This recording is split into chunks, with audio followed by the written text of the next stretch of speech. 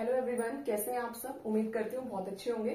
तो हम जो एचटेट टीजीटी साइंस के लिए जो सीरीज कर रहे थे, तो उसमें मैं आज नया चैप्टर आपको करवा रही हूँ, वो है इलेक्ट्रिसिटी। ठीक है, इसमें हमने मोशन कंप्लीट कर लिया, force and laws of motion कर लिए हैं। ठीक है, अब बहुत सारे बच्चे न्यूमेरिकल्स में साइड बाय साइड करा भी रही हूँ, और जो आपके न्यूमेरिकल्स है ना, वो क्या है, एक साथ में बल्क में आपको जो आपके प्रीवियस ईयर क्वेश्चंस के अकॉर्डिंग है, 2-3 चैप्टर और हो जाएंगे, तो आप प्रैक्टिस भी ठीक से कर पाओगे। तो मैं उनकी जो है क्लास लेके आपके पास आऊंगी, या तो क्लास या फिर हम क्वेश्चंस जो है उसके रिगार्डिंग करेंगे। ठीक है, तो अब जो है इलेक्ट्रिसिटी में हम स्टार्ट करते हैं। इलेक्ट्रिसिटी आपको पता है क्या होती है। इलेक्ट्रिसिटी काइंड ऑफ एनर्जी है। ठीक है, और इसके अंदर हमें सबसे पहले जो पढ़ना है वो किसको पढ़ना है, इलेक्ट्रिक चार्ज का हमें पता होना चाहिए। देखो, चार्ज जो है दो तरीके के होते हैं, एक पॉजिटिव चार्ज होता है, एक नेगेटिव चार्ज होता है। ठीक है, पॉजिटिव चार्ज और नेगेटिव चार्ज हमेशा क्या करते हैं, एक दूसरे को अट्रैक्ट करते हैं। Opposite charges always attract each other, और जो सेम चार्जेस होंगे वो रिपेल करते हैं। ठीक है, और जो मूवमेंट ऑफ चार्जेस होता है ना, चार्जेस का movement from one place to another place, उसी को जो है क्या बोला जाता है, करंट का फ्लो बोला जाता है। करंट को मैं पढ़ाऊंगी आपको। ठीक है, तो अब जो है हम लोग इस चैप्टर में स्टार्ट कर रही हूं मैं पोटेंशियल डिफरेंस से, क्योंकि देखो यहां से दो टर्म आती हैं। जनरली हम इन दोनों टर्म्स को ना एक जैसा ही यूज कर लेते हैं, इलेक्ट्रिक पोटेंशियल और पोटेंशियल डिफरेंस, लेकिन इनमें ना फर्क होता है।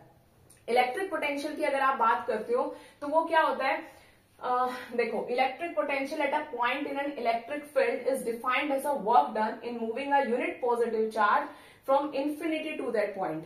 अब आपको समझ नहीं आया होगा, मैं आपको बता देती हूँ। जैसे यहाँ पर कोई पॉइंट है, ठीक है, अब इस पॉइंट चार्ज को अगर मुझे इंफिनिटी से, इंफिनिटी पर है मान लो ये, और यहां से इसको ए पॉइंट के ऊपर लेके आना है, इस चार्ज पार्टिकल को मुझे इंफिनिटी से इस ए पॉइंट पर लेकर आना है, तो वो जितना मेरी जो एनर्जी लगेगी, जो मुझे वर्क इसके ऊपर करना पड़ेगा, जो वर्क डन मुझे इसके ऊपर करना पड़ेगा, ठीक है, उसको बोलेंगे इलेक्ट्रिक पोटेंशियल। ठीक है, तो किसी भी पॉइंट चार्ज को अगर इंफिनिटी से किसी पर्टिकुलर पॉइंट पर लेकर आना पड़ता है, और वहां पर जो हमें वर्क डन करना पड़ता है, तो उस वर्क डन को इलेक्ट्रिक पोटेंशियल बोलते हैं।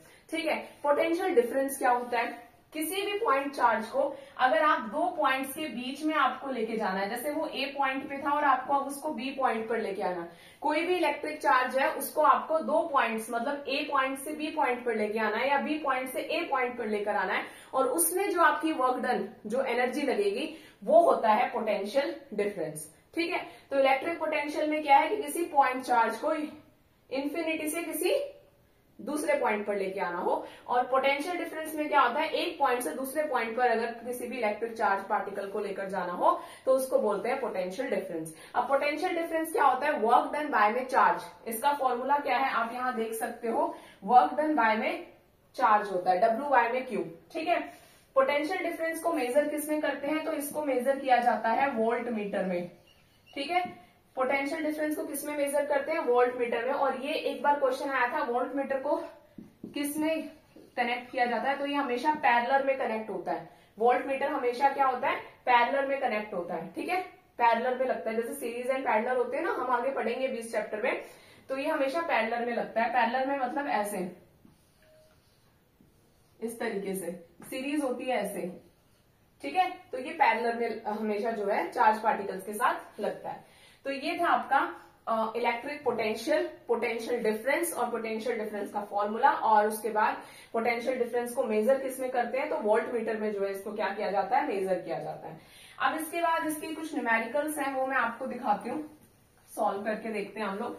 तो पहला क्वेश्चन आप देखो इधर, how much work is done in moving a charge of 2 coulomb from a point 118 volt to a point 128 volt। ठीक है, तो ये कह रहा है कि कितना वर्क डन करना होगा किसी पॉइंट चार्ज को मूव करने के लिए, जिसका चार्ज क्या है, पॉइंट चार्ज कितना है, 2 कूलम है। ठीक है, वर्क डन कितना करना है वो तो निकालना ही है। ठीक है, और पोटेंशियल डिफरेंस कहां से कहां तक, 118 volt to a point 128 volt. तो पोटेंशियल डिफरेंस क्या हो जाएगा, फाइनल माइनस इनिशियल, तो ये आपका कितना आ गया, 10 वोल्ट आ गया पोटेंशियल डिफरेंस। तो हम फॉर्मूला लगाएंगे पोटेंशियल डिफरेंस का, या आप V भी लिख सकते हो, बात एक ही है, W बाय में Q। W कितना है नहीं पता, निकालना ही है हमें तो, और Q कितना है, Q है 2 कूलम। ठीक है, और V यहाँ पर कितना है 10 है, तो 10 इंटू 2 आपका जो ये वर्क डन है ये 20 वोल्ट आ जाता है आपका वर्क डन।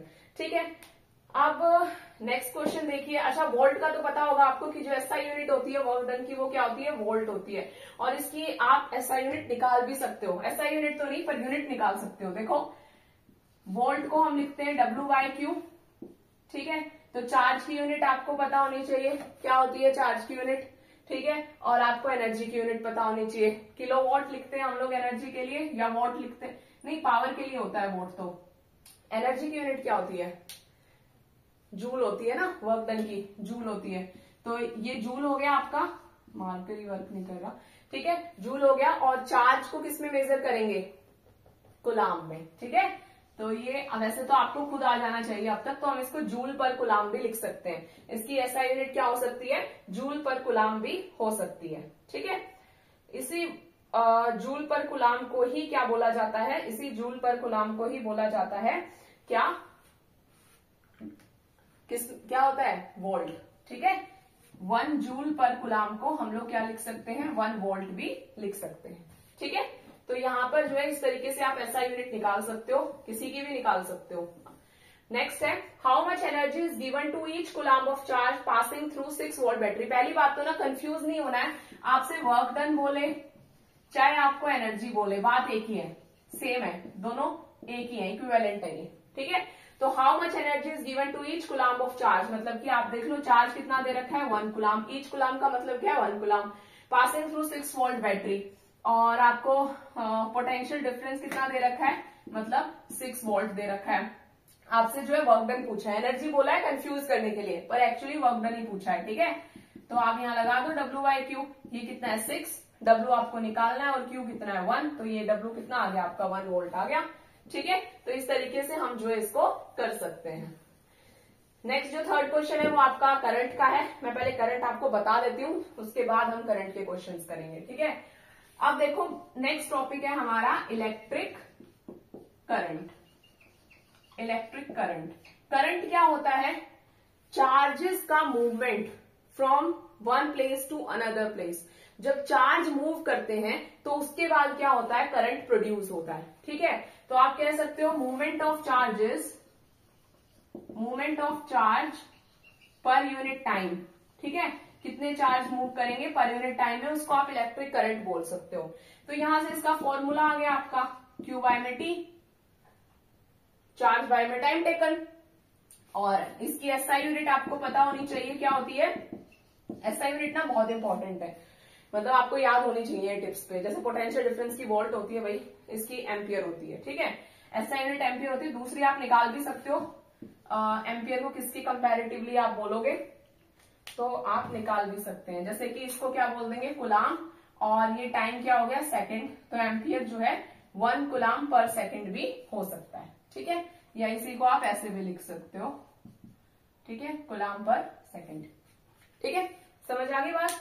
तो ये आपके हैं। अच्छा, एक जो सबसे कई बार क्वेश्चन क्या आता है ना, मिली एम्पियर दे दिया जाता है और मिली एम्पियर दे दिया जाएगा, लेकिन आपको जो एसआई यूनिट है वो तो एम्पियर है, तो आपको एम्पियर में आंसर निकालना है। तो अब आपको पता होना चाहिए 1 मिली एम्पियर में 10-3 एम्पियर होते हैं, ठीक है। और ऐसे ही माइक्रो अगर आ जाए, माइक्रो एम्पियर दे रखा हो क्वेश्चन में, तो 10-6 एम्पियर होते हैं, ठीक है, इस बात का आपको पता होना चाहिए। तो ये यहां तक हो गया। अब उसके बाद जो नेक्स्ट चीज है वो इसके अंदर क्या है कि इसको हम मेजर किस में करते हैं, तो इसको हम लोग मेजर करते हैं एमीटर से। इलेक्ट्रिक करंट को कैसे मेजर करते हैं, एमीटर से, और एमीटर किस में कनेक्ट होता है, सीरीज में। ये बहुत इंपॉर्टेंट है कि वोल्ट मीटर जो है वो पैरेलल में कनेक्ट होता है और एमीटर जो है वो सीरीज में कनेक्ट होता है, ठीक है। तो ये यहाँ पर आपका इलेक्ट्रिक करंट जो था उसका मैंने बेसिक बताया आपको।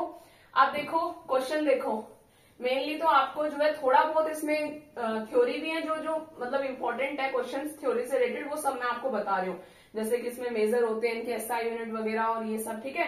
अब मेनली जो क्वेश्चन है वो देखो, an electric bulb draws current 0.25 ampere for 20 minute, amount of electric charge निकालना आपको क्या दे रखा है, करंट दे रखा है, करंट कितना दे रखा है 0.25 एम्पियर दे रखा है, और टाइम दे रखा है आपको 20 मिनट। देखो टाइम हमेशा सेकंड में होना चाहिए, तो इसको सेकंड में चेंज करोगे तो आप 60 से मल्टीप्लाई करोगे 1200 सेकंड हो जाएगा, ठीक है।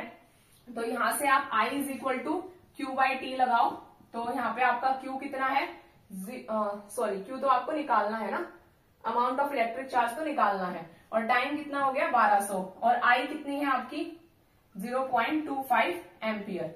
तो इस तरीके से हम इसको लिख सकते हैं। आप इसको ऐसे भी लिख सकते हो 25/100 इंटू 1200, और ये आपका आंसर जो है जो भी आएगा 25 इंटू 12 करके आप निकाल लेना, पीछे कुलाम लगा देना, ठीक है, क्योंकि चार्ज निकालना था हमें। समझ आ गई बात? तो इस तरीके से हम जो है क्वेश्चंस को कर सकते हैं, ठीक है। अब नेक्स्ट देखिए, अब नेक्स्ट क्या करना है हमें, इसमें हम करेंगे आपका ओम्स लॉ, ठीक है। नेक्स्ट मैं आपको करवाऊंगी ओम्स लॉ। ओम लॉ बहुत सारे बच्चों को वैसे पता भी है कि क्या होता है, और इससे क्वेश्चन भी बहुत सारे पूछे जाते हैं, ठीक है। तो ओम्स लॉ का आपको पता होना चाहिए। देखो, ओम एक साइंटिस्ट था जिसने जो है इस लॉ को दिया था, और ये बहुत सारे न्यूमेरिकल प्रॉब्लम्स में हेल्पफुल रहा। दूसरी बात, इससे क्वेश्चन हमारे पास बहुत सारे आते हैं, तो हमारे लिए तो वैसे ही हेल्पफुल है, ठीक है। ओम्स लॉ क्या कहता है, R is equal to V by में आई। ओम्स लॉ क्या कहता है, R is equal to V by में आई। देखो, अब आप बोलोगे मैम आपने इसकी वो नहीं बताई, स्टेटमेंट नहीं बताई, तो अब देखो स्टेटमेंट हमारी कहीं पूछी नहीं जाने वाली, फिर भी आपको अगर ऐसा है तो मैं बता देती हूँ। ओम ने बोला था कि जो ये पोटेंशियल डिफरेंस है ये डायरेक्टली प्रोपोर्शनल होता है करंट फ्लो के, ठीक है। ओम ने बोला कि पोटेंशियल डिफरेंस जो है वो डायरेक्टली होता है करंट फ्लो के। अब जब भी हमें डायरेक्टली प्रोपोर्शनल का साइन हटाना होता है, तो हम लोग क्या करते हैं, इक्वल टू का साइन लगाते हैं, और साथ में कोई कांस्टेंट लगाते हैं। यहाँ कोई कांस्टेंट आता है, ठीक है। अब यहाँ पर जो कांस्टेंट है वो है R लगाया उसने, और R जो कांस्टेंट है, मतलब ये इस तरीके से इक्वेशन बन गई, और R जो कांस्टेंट टर्म है इसको नाम दे दिया रेजिस्टेंस का, ठीक है, इसको नाम दे दिया रेजिस्टेंस का, ठीक है। तो ये इस तरीके से फॉर्मूला बन गया कि R is equal to V by में आई, जो मैंने ऊपर लिखा था, ठीक है। इस तरीके से जो है ओम्स लॉ ने, ओम ने जो है ये फॉर्मूला दिया था। अब देखो रेजिस्टेंस होता क्या है, करंट फ्लो हो रहा है, करंट आपका फ्लो होगा, जितना ज्यादा करंट फ्लो होगा उतने अच्छे कंडक्टर्स होते हैं वो, मतलब वो करंट को फ्लो करने दे रहे हैं अपने में से, वो उतने अच्छे, ऐसे सब्सटेंस जो करंट को फ्लो होने देंगे अपने से, वो अच्छे कंडक्टर्स होते हैं, ठीक है। अब जो है ऐसे जो अपने अंदर से करंट को फ्लो ना होने, जिनमें से करंट बहुत मिनिमम फ्लो होता हो, तो ऐसे उनको क्या बोलेंगे, रेजिस्टेंस बोलते हैं, ठीक है। ऐसे उनको, सॉरी रेजिस्टेंस नहीं बोलते हैं, ऐसे उनको इंसुलेटर्स बोलते हैं, ऐसे सब्सटेंसेस को, ठीक है।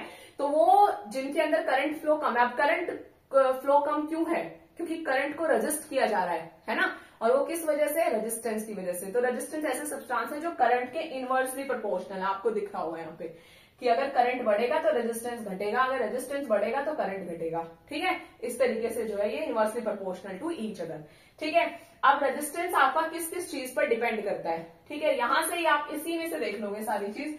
रेजिस्टेंस इज, आज ना मार्कर बहुत दुखी कर रहे हैं भाई, देखो, resistance is directly proportional to voltage, voltage मतलब potential difference. Resistance is inversely proportional to current flow, ठीक है। और ये तो है ही, समझ आ गई बात। उसके अलावा मटेरियल जो होता है किसी सब्सटेंस का, उसके ऊपर भी डिपेंड करता है कि वो किस टाइप के मटेरियल से बना है कोई सब्सटेंस, ठीक है। कंडक्टर है कि इंसुलेटर है ना। अब जैसे मान लो कोई ऐसा बना है जो सिल्वर से बना हुआ है कोई सब्सटेंस, अब सिल्वर है, गुड कंडक्टर है, तो इसका मतलब रेजिस्टेंस देखो उसका ऑटोमेटिकली कम हो जाएगा, क्योंकि वो मटेरियल ऐसा होगा जो कंडक्टर है, ठीक है। तो इस तरीके से ये इन तीन चीजों पर क्या करता है, डिपेंड करता है। तो यहाँ पर ये हमारा हो गया। अब इसके मैं कुछ आपको 2-4 न्यूमेरिकल्स और करवा देती हूँ।